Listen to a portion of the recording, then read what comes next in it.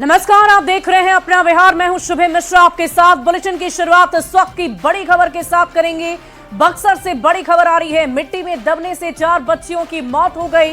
मुफस्सिल के सरेजा गांव के पास यह हादसा हुआ है।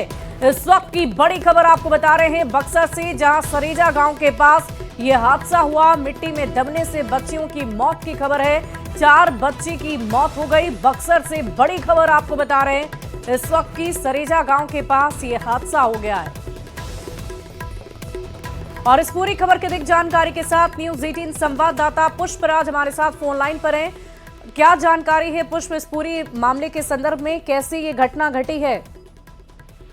इस पूरे मामले में जो जानकारी मिल पा रही है तो जिले के राजपुर थाना क्षेत्र में ये घटना घटी है। बच्चियां मिट्टी लाने के लिए गई थी खेत में, और एक मिट्टी का टीला नुमा था जिसमें बच्चियां जो है वो नीचे से मिट्टी की खुदाई कर रही थी, और टीला काफी ऊंचा होने की वजह से टीला जो है अचानक भरभरा करके गिरा है, जिसमें 5 बच्चियां थी, 5 दब गईं। और जो स्थानीय लोग थे वो लोग पहुंच करके सभी को बाहर निकाले हैं, और जो पीएचसी है वहां ले जाया गया इलाज के लिए, जहां डॉक्टरों ने 4 बच्चियों को मृत घोषित कर दिया है, जबकि पूरे घटना में एक बच्ची का इलाज चल रहा है। जी चलिए, बहुत बहुत शुक्रिया पुष्प हमारे साथ जुड़ने के लिए, तमाम जानकारी के लिए। और कटिहार से एक बड़ी खबर का रुख करेंगे। जमीन विवाद में युवक की हत्या हो गई है। गोलीबारी में 2 लोग जख्मी हो गए। पुलिस ने 4 लोगों को हिरासत में लिया है। मनसाही के कुरेठा पिंडा का ये पूरा मामला बताया जा रहा। इस वक्त की बड़ी खबर कटिहार से आ रही है, जहां जमीन विवाद में गोलीबारी में 2 लोग जख्मी बताए जा रहे हैं। पुलिस ने 4 लोगों को हिरासत में लिया है, गिरफ्तार किया है। मनसाही के कुरेठा पिंडा का मामला बताया जा रहा है।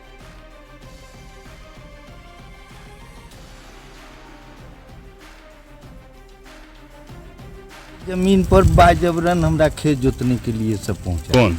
महेंद्र उड़ाव, रघुनाथ उड़ाव, राजेश उड़ाव, और उसका बच्चा सब और बाहरी तीर धनुष लेकर के, जिसमें कि प्रशासन भी आकर के बोला कि ये सब काम मत करो। जोतने के लिए डीसी लाल का हम लोग का ऑर्डर है। ऑर्डर पे हम लोग जोतने गए थे। ये गोविंदो सिंह, उत्तम सिंह, मंगल सिंह, चंदन सिंह, और एक है उनका भाई का नाम हमको गौतम क्या नाम है सर, वो बम फेंक लेके मार रहा है सर। हम लोग खेत पे ट्रैक्टर भी जला दिया गया सर, और पूरा बम लेके एकदम पूरा ये फायरिंग कर रहा है, और बड़ा बड़ा बंदूक नहीं होता सर, उससे फायरिंग कर रहा है। अतिरिक्त फोर्स भेजने के लिए फिर जिला से अलग से टीम जाती है और पुलिस साइंटिफिक फोर्स भी जाती है। ट्रैक्टर वगैरह भी जला, 2 ट्रैक्टर को भी जला दिया गया है। जो जोतने के लिए बाहर से 2 ट्रैक्टर मंगाए गए थे, उनको एक पक्ष के द्वारा उसको आग लगा दिया गया है। पुलिस पहुंच के उस आग को भी बुझा दी है। अभी स्थिति कंट्रोल में। और इस पूरी खबर की अधिक जानकारी के साथ कटिहार से संवाददाता सुब्रत गुहा हमारे साथ फोन लाइन पर है। सुब्रत, पूरी जानकारी दीजिए कि आखिर ये क्या मामला है, पुलिस की तरफ से आगे क्या कार्रवाई की जा रही है? देखिए, ये मूल रूप से 2 पक्ष की जमीन विवाद है। एक पक्ष जो आदिवासी पक्ष है, उन लोग का दावा है कि उन लोग को कोर्ट से ऑर्डर मिला है और अब ये लोग इस पे जोताबाद करने गए थे, जबकि दूसरे पक्ष का दावा है कि ये उन्हीं लोग का जो पैतृक जमीन है और ये उन्हीं लोग के कब्जे में है, और इसमें अचानक कोर्ट के बगैर कोई आदेश के ही ये जो पक्ष है वहां तक पहुंच गए थे, जिसको लेकर दोनों पक्ष में आमना सामना हो गया। जो आदिवासी पक्ष है वो तीर धनुष से लैस थे, और उनके तीर है उससे दूसरे पक्ष के एक लोग घायल हो जाते हैं, जबकि दूसरे पक्ष की तरफ से गोली चलाया जाता है, जिसमें कुल की मौत हो जाता है। फिलहाल प्रशासन की पूरी जो मामला है वहाँ नजर बनाए हुए हैं, लेकिन इसको लेकर माहौल अब तक तनावपूर्ण है। हालांकि प्रशासन पूरे मामले को नियंत्रण में कर लिए हैं, लेकिन ये जो जमीनी विवाद है इसमें जो एक बड़ा बात सामने है, जो दोनों पक्ष का दावा है कि इसको लेकर को पहले से ही सूचना दिया गया था, लेकिन फिर भी हालात नियंत्रण में नहीं हो पाया। ये इतनी बड़ी घटना हो गई। हालांकि प्रशासन की तरफ से जो बात आया, प्रशासन पूरे मामले पर नजर बनाए हुए थे, लेकिन अचानक एक साथ बड़ी संख्या में भीड़ पहुंच गया है और जमीन को अपने पक्ष में लेने के लिए घटना हुई है। फिलहाल पूरे मामले पर नजर बनाए हुए प्रशासन, ऐसा दावा है, और 4 लोगों को अब तक गिरफ्तार किया गया है। आगे उस जमीन चलिए, बहुत बहुत शुक्रिया सुब्रत हमारे साथ जुड़ने के लिए। इस पूरी खबर पर आप लगातार नजर बनाए रखें। बढ़ते आगे, शराब तस्करों पर नकेल कसेगा विभाग, ऐसे बड़े कदम उठाए जा रहे हैं। मद्य निषेध मंत्री रत्नेश सदा ने बड़ा बयान दिया है। पड़ोसी राज्यों के संपर्क में विभाग, नेपाल के अधिकारियों से भी बातचीत होगी। नए साल को देखते हुए विशेष तौर पर पहल की जा रही है। जो शराब लाएंगे वो पकड़े जाएंगे। तस्करों की संपत्ति जब्त करने की भी तेज कार्रवाई की जाएगी। इस वक्त की बड़ी खबर आपको बता रहे हैं, शराब तस्करों की अब खैर नहीं। मद्य निषेध विभाग की तरफ से ये बड़ी कार्रवाई। शराब लाने का जो उधर से रास्ता मिल जाता है उस रास्ता को बंद किया जाए, और ख़ास करके जो भी तस्कर है उस पर मेरा कड़ी निगरानी है। जो भी पकड़े जाएंगे वो बख्शे नहीं जाएंगे, और जितना पहले था उसमें कमी आई है। सर, जो नेपाल के इलाके से भी बिहार के कई जिले जुड़े हुए हैं, तो नेपाल से कैसे बातचीत होगी? नेपाल सरकार से भी बात करवाएंगे, अपने सचिव से, वहाँ के मुख्य सचिव से बात करेंगे। तो बिहार के मद्य निषेध मंत्री शराब और शराब तस्करों पर नकेल की तैयारी में। लेकिन बिहार में शराबबंदी के बाद भी शराब की तस्करी की क्या स्थिति है वो आपके सामने है। शराबबंदी की खुलेआम धज्जियां उड़ाई जा रही है। 3 तस्वीरें आपकी टीवी स्क्रीन पर आपको नजर आ रही होगी। सिवान, मोतिहारी, गोपालगंज में लाखों रुपए की शराब जब्त की गई। हालांकि तीनों ही जगह तस्कर भागने में कामयाब रहे। पुलिस ने शराब की खेप जब्त कर उन्हें नष्ट भी कर दिया है। अलग अलग तस्वीरें सिवान, मोतिहारी, गोपालगंज से हम आपको दिखा रहे हैं, जहां शराब का निर्माण तो किया ही जा रहा था, लेकिन टीम जब वहां पर पहुंची तो तस्कर मौके से फरार हो गए। बढ़ते आगे, बांग्लादेश में हिंदुओं पर हमले को लेकर केंद्रीय कपड़ा मंत्री गिरिराज सिंह ने राहुल गांधी पर निशाना साधा है। गुवाहाटी में केंद्रीय कपड़ा मंत्री गिरिराज सिंह ने कहा कि राहुल गांधी आज बांग्लादेश में हिंदुओं पर हो रहे हमले पर चुप्पी साधे हुए हैं, लेकिन संभल में वो पॉलिटिकल टूरिज्म करने जाने वाले हैं, जो बहुत ही दुर्भाग्यपूर्ण है। कांग्रेस को मुसलमानों में अपना वोट बैंक नजर आता है। आज राहुल गांधी की जुबान बांग्लादेश के हिंदुओं पर नहीं, अब वो 2 तारीख को कहां जाएंगे? संभल जाएंगे पॉलिटिकल टूरिज्म करने। भारत सरकार कड़े शब्दों में बांग्लादेश को चेतावनी दी है, और वहां के हिंदुओं से अपील करता हूं, एकजुट रहो और भारत के हिंदू उनके पक्ष में खड़े। और डिप्टी सीएम विजय कुमार सिन्हा ने लखीसराय में ऐतिहासिक लाली पहाड़ी का निरीक्षण किया है। डिप्टी सीएम के साथ उनके जिले के डीएम मिथिलेश मिश्र भी थे, जिन्होंने लाली पहाड़ी पर चल रहे काम के बारे में विस्तृत जानकारी दी है। निरीक्षण के बाद विजय सिन्हा ने कहा कि आने वाले वक्त में बिहार की सांस्कृतिक विरासत के तौर पर लखीसराय और लाली पहाड़ी की एक नई पहचान बनेगी। इसमें जो तप स्थली है, बैठने का, सोने का कमरा, बहुत बड़ा आंगन है, कई पिलरों का, ये साफ बता रहा है कि राजगीर नालंदा के तरफ जो पुरुषों का वो स्थल है रहा है भगवान बुद्ध का, तो ये हमारी शक्ति के स्वरूपा का स्थल रहा है। और ये फिर से इसके इतिहास को पूरी तरह से जानने का, ये 500 ईस्वी के लगभग का या उसके पूर्व का है। और आम आदमी पार्टी के विधायक के जेल जाने पर केंद्रीय मंत्री चिराग पासवान ने अरविंद केजरीवाल पर निशाना साधा है। चिराग पासवान ने कहा है कि जिस पार्टी के अध्यक्ष के खुद भ्रष्टाचार के मामले में जेल जा रहे हैं, उनके विधायकों के बारे में क्या कहना। चिराग पासवान ने कह दिया कि अगर देश में कोई सबसे भ्रष्ट पार्टी है तो वो आम आदमी पार्टी है, और यही वजह है कि एक इस पार्टी के नेता, मंत्री और विधायक जेल जा रहे हैं। और तो और स्वयं ये मुख्यमंत्री रहते हुए ये जेल गए, और अब इनकी पार्टी के नेताओं का नाम ना सिर्फ भ्रष्टाचार बल्कि एक्सटॉर्शन में भी उनका नाम सामने आ रहा है। दर्शाता है कि अगर देश के इतिहास में कोई सबसे बड़ी भ्रष्ट पार्टी रही है तो वो आम आदमी पार्टी ही रही है। और बिहार में धर्मांतरण का मामला, मंत्री नीरज बबलू का बड़ा बयान। धर्मांतरण के खिलाफ कानून है जरूरी।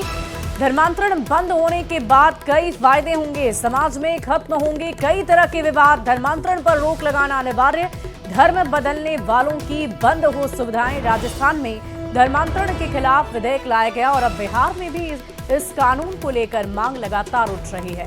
तो इस वक्त की बड़ी खबर आपको बता रहे हैं, धर्मांतरण बंद होने के फायदे मंत्री नीरज बबलू ने बताए हैं। इस पे कानून आना चाहिए ताकि इस चीज़ से रोक लग सके। और सबसे बड़ी बात है कि कानून आने से पहले हम अपने सरकार में भी चाहेंगे कि अगर जो व्यक्ति धर्मांतरण कर लेता है उसको सरकारी लाभ ना मिले, इसका तो व्यवस्था सबसे पहले होनी चाहिए। लेकिन कानून आ जाए तो ये काफ़ी बेहतर रहेगा कि धर्मांतरण करने से रोक लग जाए। नहीं तो धर्मांतरण करने से कई तरह के विवाद होते हैं, शादी ब्याह लोग कर लेते हैं दूसरे समाज में जाकर के, दूसरे धर्म में जाकर के, तो धार्मिक उन्माद फैलता है, लड़ाई झगड़ा फैलता है। तो इन तमाम चीज़ों को रोक लगाने के लिए कानून बन जाए, और कानून बनाना काफ़ी आवश्यक है, हम मानते हैं। और आइए अब जरा धर्मांतरण के खेल को समझ लेते हैं। धर्मांतरण का खेल दूर दराज के इलाकों में होता है और ऐसे इलाकों में जहां सुविधाओं का अभाव है। देखिए, ये गंदा खेल लगातार जारी है और ऐसे इलाकों में जहां सुविधाओं का अभाव होता है वहां पर ये खेल ज्यादा होता है। जहां कम पढ़े लिखे लोग होते हैं वहां पर भी धर्मांतरण का खेल धड़ल्ले से किया जाता है, क्योंकि लोगों में समझ कम होती है। ईसाई मिशनरीज की ओर से आर्थिक मदद दी जाती है और ऐसे में भोले भाले लोग आसानी से धर्मांतरण के लिए तैयार हो जाते हैं। बीमारी दूर देने का भी झांसा दिया जाता है। गरीब लोग मिशनरीज के झांसे में फंस जाते हैं, वो इसलिए क्योंकि गरीबी की वजह से बीमारी भी रहती है और बीमारी दूर करने का वादा जब किया जाता है तो वो उनके झांसे में आते हैं। ऐसे इलाकों में ये धर्मांतरण का खेल धड़ल्ले से हो रहा है जहां पर सुविधाओं की कमी है, और इसी को लेकर नीरज कुमार बबलू ने बयान दिया है कि इसके कई फायदे हैं अगर धर्मांतरण का खेल रुकता है तो।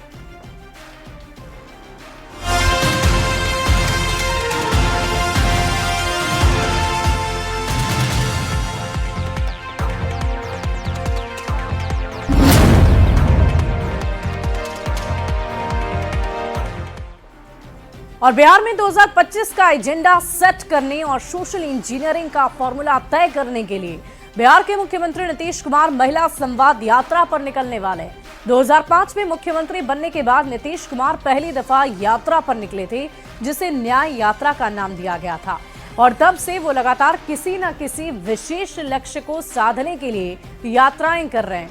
नीतीश कुमार ने बिहार में आधी आबादी को पूरी भागीदारी देने के लिए कई ऐतिहासिक निर्णय लिए, चाहे वो पंचायत और निकाय में आरक्षण की बात हो, या फिर पुलिस में रिजर्वेशन की बात, या फिर जीविका योजना की शुरुआत और स्वयं सहायता समूह को प्रोत्साहन। महिलाओं की अपील पर बिहार में सबसे बड़ा ऐतिहासिक फैसला शराबबंदी कानून लागू करना, और इन्हीं सब बातों को लेकर बिहार के मुख्यमंत्री नीतीश कुमार एक बार फिर महिलाओं के बीच जाएंगे, उनकी समस्याएं शिकायतों को सुनेंगे, सुझाव जानेंगे, जिसके आधार पर 2025 के चुनाव की रणनीतियां तय की जाएगी।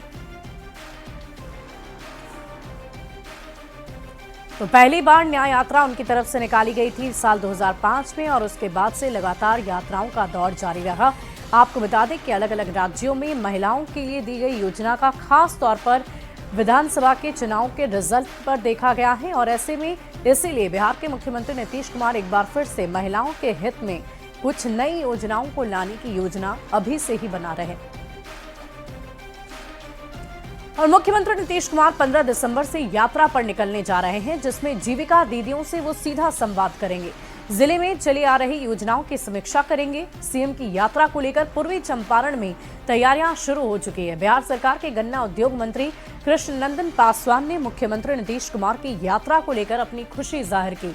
साथ ही उन्होंने कहा कि मुख्यमंत्री नीतीश कुमार के साथ पूरे बिहार की महिलाएं उनके साथ है। 2005 से ही पूरी ताकत के साथ बिहार की महिलाएं मुख्यमंत्री के साथ खड़ी हैं। जतरा सफल होगा, और जतरा एक तरह तो समस्याएं जो कुछ छूट गई है उसको सरकार नोट करेगी, और 6 माह के अंदर में वो समस्या या विकास वो धरातल पर आ जाएगा। उसे जबरदस्त जनता को लाभ होगा, और जनता काफी बेचैनी से प्रतीक्षा कर रही है कि हमारे राजा कब आएंगे, मुख्यमंत्री जी कब आएंगे। और इधर बिहार के मुख्यमंत्री नीतीश कुमार की प्रस्तावित महिला संवाद यात्रा पर सियासत भी शुरू हो गई है। एनडीए नेताओं का दावा है कि महिलाएं बिहार की सशक्त हुई है, तो आरजेडी कांग्रेस नेता सीएम की यात्रा पर सवाल खड़े कर रहे हैं। सीएम की यात्रा को जनता के पैसे की फिजूल खर्ची बता रहे हैं।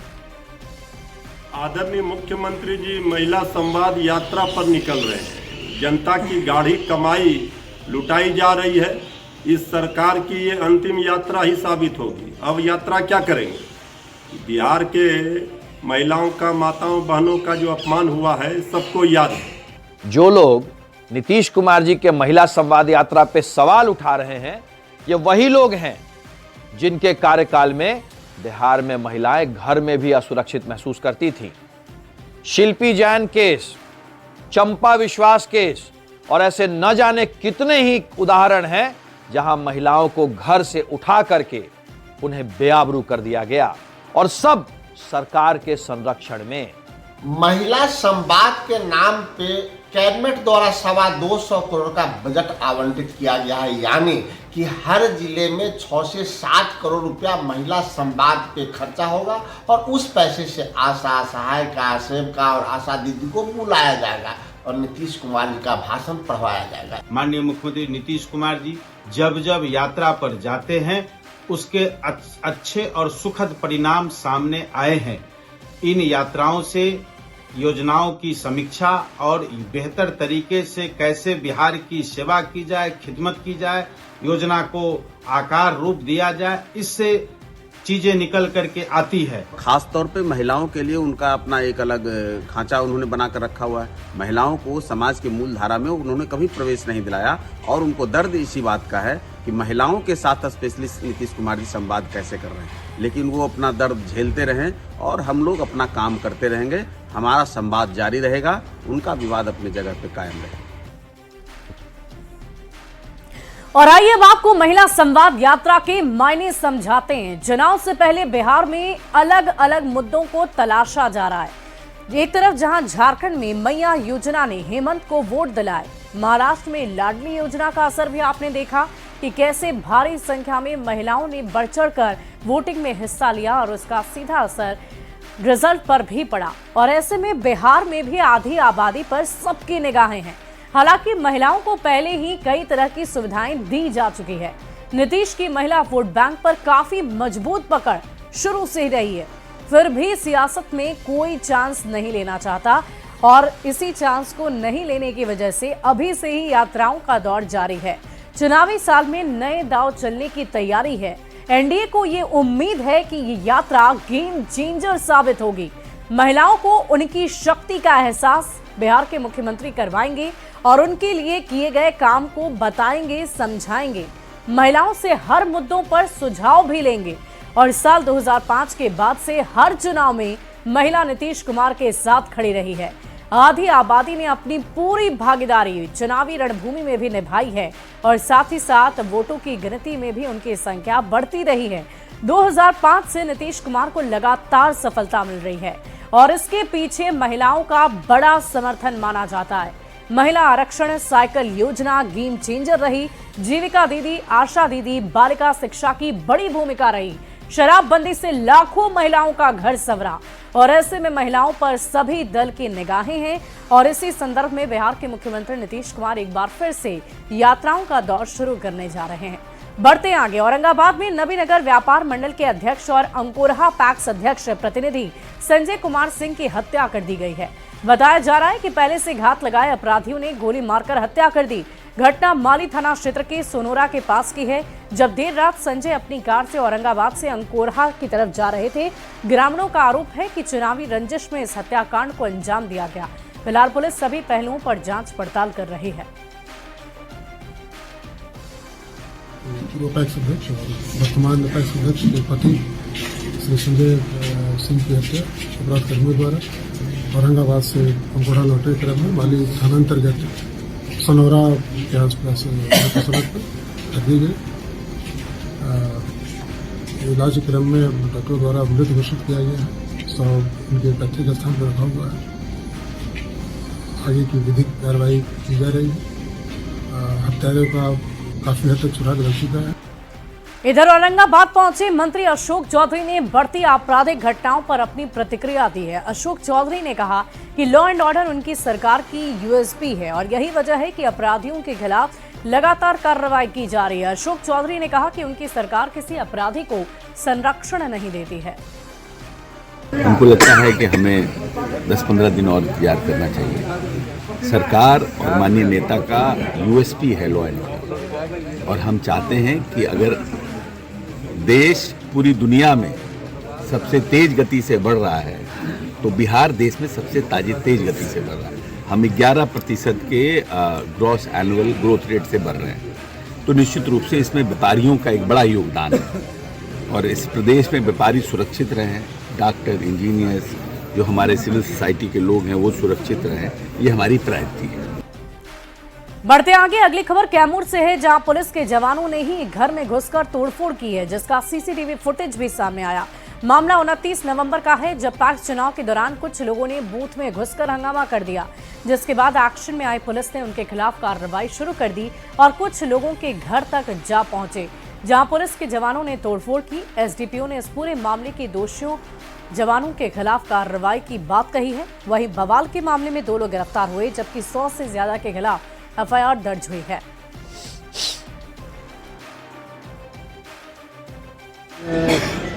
तोड़फोड़ का मामला सामने आया, उसको भी हम लोग शिनाख्त कर रहे हैं।